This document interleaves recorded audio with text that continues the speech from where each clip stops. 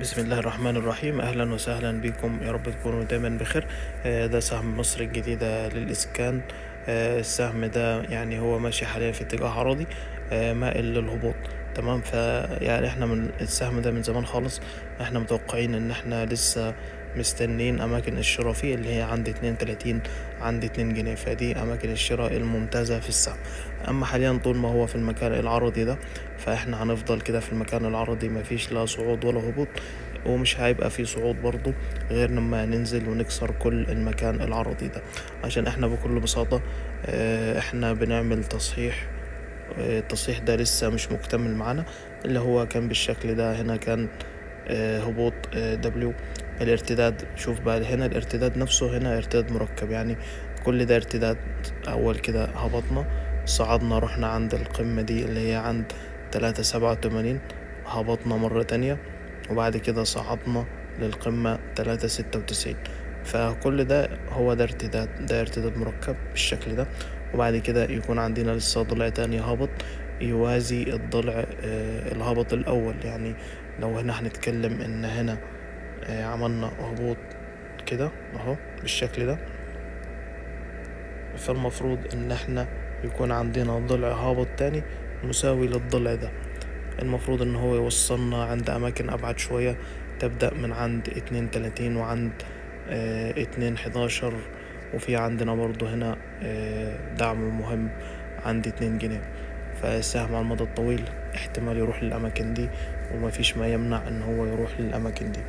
طيب برضو حاليا السهم يعني حاليا هنا في المكان ده المفروض ان احنا بننزل على هيئة ABC.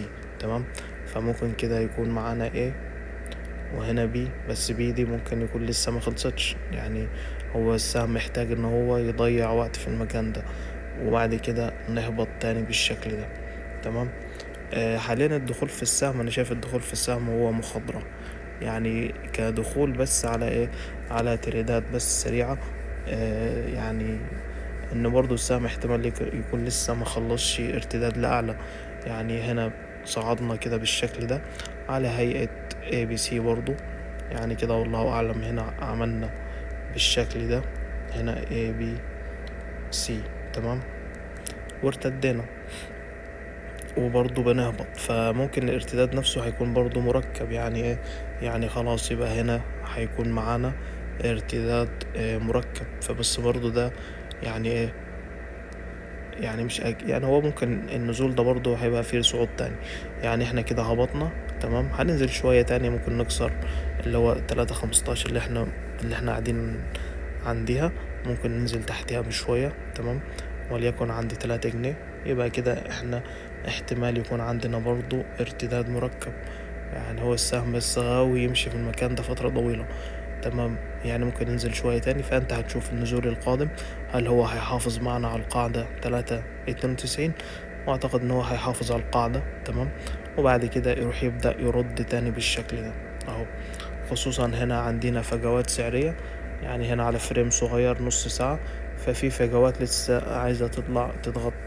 يعني هنا في فجوات سعرية السهم محتاج يطلع يغطيها. طيب وبعد كده، بعد ما نخلص الارتدادة دي، هيكون بعد كده استكمال للهبوط، ان احنا نروح لاماكن الشراء اللي هي عند 2.11. يبقى حاليا السهم يبقى فيه شوية هبوط، وبعد كده ارتداد لأعلى، وبعد كده ممكن نستكمل الهبوط مرة تانية. ده مصر الجديدة، وشكرا جزيلا ويومكم سعيد.